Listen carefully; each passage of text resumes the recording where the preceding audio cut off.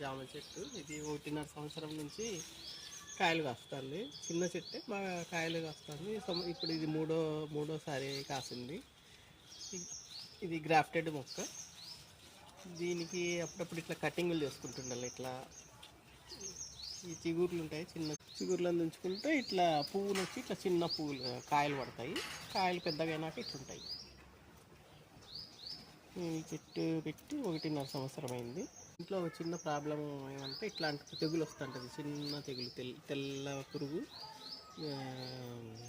చిన్న దూదిలాగా ఉంటుంది. దీంట్లోనే పురుగు ఉంటుంది అన్నమాట.